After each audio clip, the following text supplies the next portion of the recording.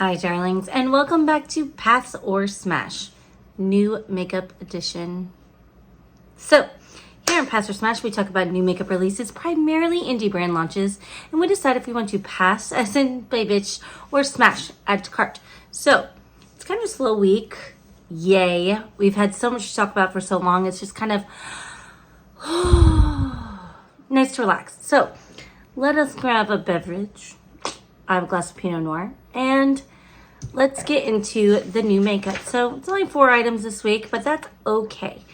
So first and foremost is the Ensley Rain. Oop, let me scoot over, by the way, or move this. Here we go. So there's enough room for everything.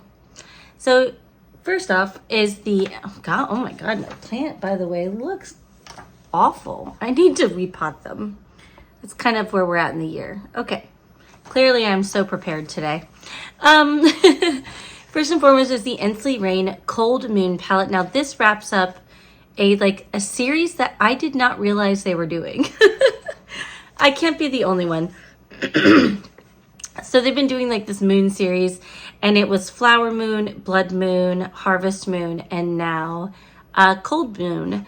So this is 21 pans of cool toned mauves, taupes, and kind of pinky neutrals. I would call these pinks, like these cool toned pinks, kind of neutral leaning. So there are 11 shimmers and 10 mattes.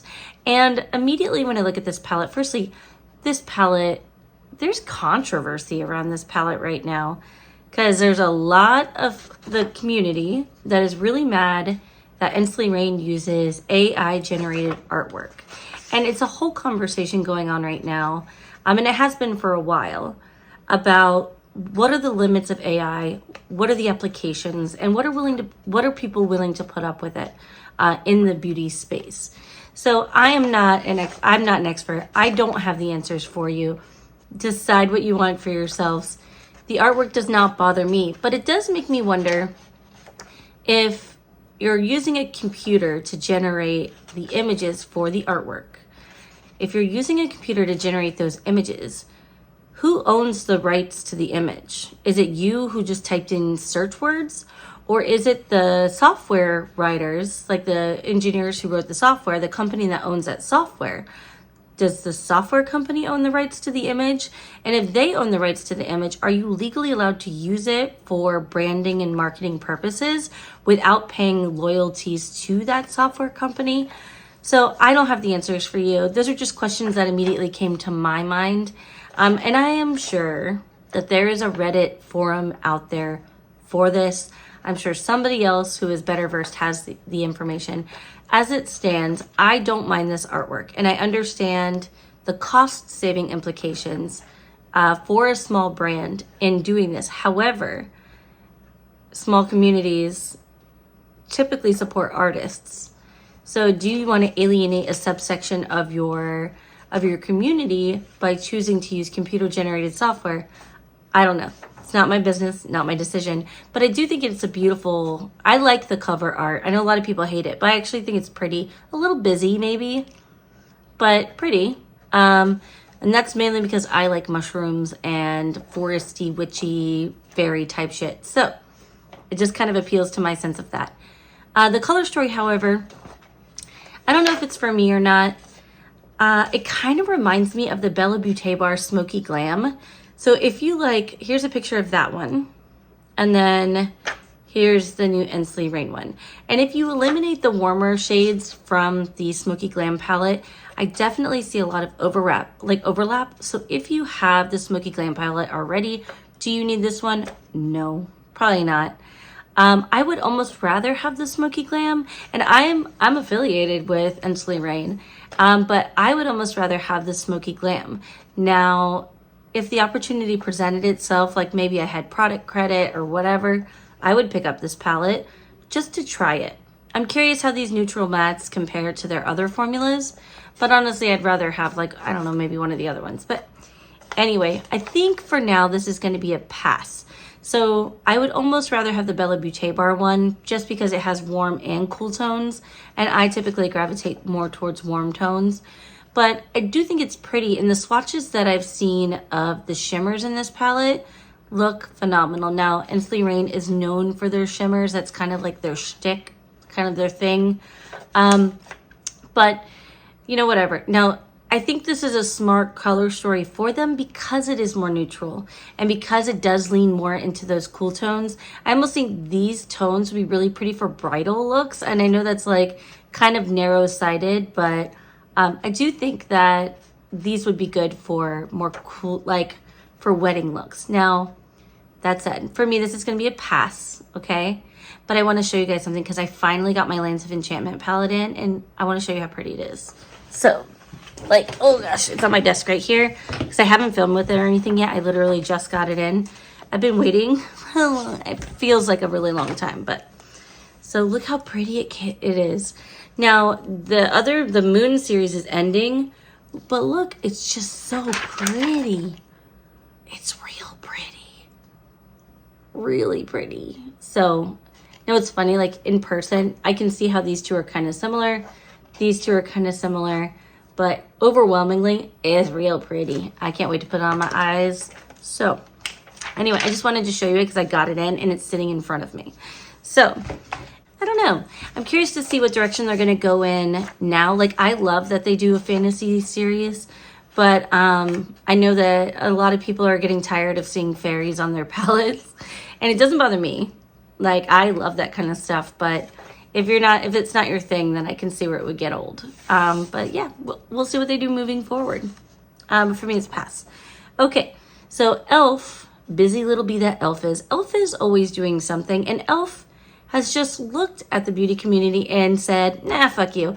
Like, all fucks have gone for Elf. And they're just like, yeah, we're just going to straight up dupe everyone all the time. So Elf has a new lip product coming, and these are I want to read it because it's a mouthful, the Pout Clout Lip Plumping Pens. Now, I don't know how much these are going to be yet. I did check their site, and I checked at Ulta Beauty, and I did not see these amongst the new items yet. So I'm sure these are coming soon, but this was leaked via Trend Mood.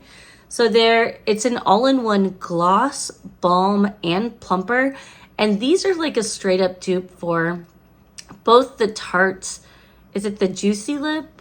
The Plumping Juicy Lip? I think, is it the Maracuja one? And the Hourglass Plumping Lip Balm gloss thing.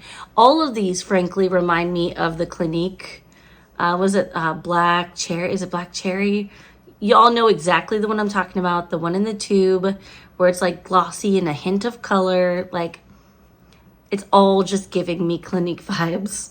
But these are here. Now, I would be curious to try these. I didn't love the Tarte Maracuja.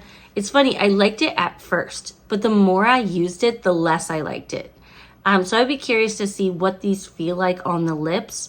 Knowing Elf, they're going to be under $10. So I can't wait to see. I like a good, like, pump up, like, clicky pen. We'll see what this does. We're going to say smash. Now, there are 8 shades. So here are the shades. But we're going to say smash. I want to try them. Elf is putting out a lot of things that I want to try. I just need to order from them directly to get what I want. You know? Like, I'm not going to do that Ulta Beauty hunt. It's never well stocked. It's okay stocked. And Target's even worse. So forget it. Smash. Okay. Glow Recipe has something. Well, I feel like I'm biting my cheeks today. And I don't know why. So Glow Recipe has a new essence toner. Now, is it an essence or is it a toner? Because my understanding was that they were different. Like, I thought toners, was it constricted the blood flow to the face? So even your skin tone, and essences were like an ampule where they like go on and they're meant to like add hydration and then some benefits. I don't know. That's going to be worth a Google for me. Maybe I should just do a whole series, a whole breakdown of like the differences between things so that I understand them better. Yeah, but anyway, they have a new Cloudberry Bright Essence Toner. So Cloudberries, apparently, because I did Google this, are high in vitamin E and have been traditionally used in medicine, like topical medicine, to treat burns and skin diseases, which I thought was really interesting. And I'd be curious to see like medical information about studies done on this, because I'm really curious if this is clinically tested or not.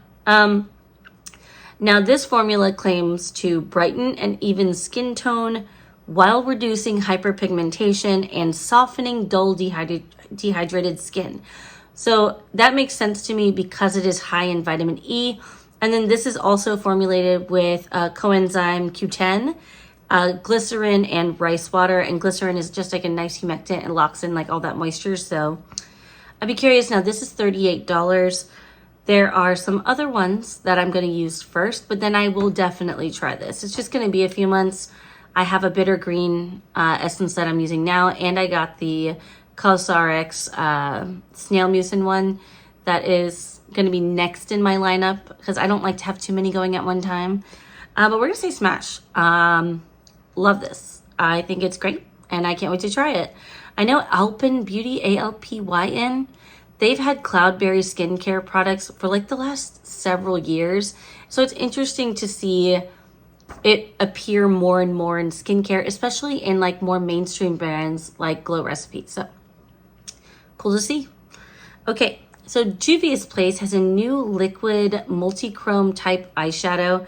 So these combine, these are here. Now these are called the Culture 2 liquid eyeshadows, and they combine both glitters and pearls to give bold sparkles on the lid. Now I couldn't find any other information on these yet, but they are available now. So I didn't look that hard, friends, okay? I looked around a little bit. I did a little Googling, but there are 6 shades available. And honestly, that yellowy orange one, that looks real good to me. I like the look of that. We're gonna say smash for that color and maybe that beetle green. I'm curious. Now I'm curious if these have actual glitter or if they are just like larger mica particles. I don't like actual glitter. It just kind of like stays on me like glue. So I don't usually like to put that around my eyes either, because if some of that gets trapped underneath my contact lenses, ow. So I would like to try the orange one though, but I am going to Google it first, but we're going to say a preliminary smash. Editing list here. So I did look up the ingredient list for the Juvia's Place liquid eyeshadows, and I do not see the top 3 ingredients that are typically listed, like that are glitters in cosmetics in the ingredient list when I look at it. Okay, so I just wanted to put that out there. It does not appear that there are real glitters. It looks like there is mica though, of course, you know, because that's what makes it sparkly. But I wanted to come on here because when I looked at the ingredient list, I did not see them. Okay, so the more you know, read your ingredient labels if you're curious. Okay, bye. And last but not least, Rare Beauty is releasing body care items. Now, over the years, we've seen them grow from like just like a basic core line of lip products and liquid blushes and all that into like a full-fledged line. And now they're expanding more into body care. So with that, this is called the Find Comfort body care line. And there are 4 products in this collection. There's an aromatherapy pen for $20, a hydrating hand cream for $18, hydrating body lotion for $28, and hair and fragrance mist for $28. The only thing in here that looks like, sounds like it would be appealing to me is the hair and fragrance mist, and only for the sheer fact of what the scent notes are. So it says that the top notes of this spray, or of the fragrance, are lemon zest, rhubarb, and pomelo, which is grapefruit. Then the middle line is jasmine petals, violet, and black tea extract. And then when it's dried down, it's Veveter, tonka beans, and cashmere wood. That sounds lovely. I know what half of that is, especially like Veveter, black tea extract, violet. I'm familiar with all of those undercurrents of smell. Tonka beans. Honestly, that seems like it would smell real good. But I'm only really interested. I don't go through a lot of lotion. And when I do, it's generally the Tree Hut ones that I like, that are inexpensive. So anyway, I'm going to say pass on those. It's not something I need. But if I saw the hair and body mist on sale, I would pick it up. Why not? And my darlings, that is it for Pass or Smash today. I love your faces. Thank you so much for being here and for watching Pass or Smash every week. I appreciate the hell out of y'all. And if you're new here, what's up? But I'm going to go finish my glass of wine and drink a buttload of water because firstly, look how cute this is. I found this at TJ Maxx and it's like soft touch. It's glass, but it's coated with some kind of rubbery soft touch and it screws on the outside. I am weird with water bottles. But anyway, I love your faces. Thank you so much for being here. I will catch you in the next one. Bye.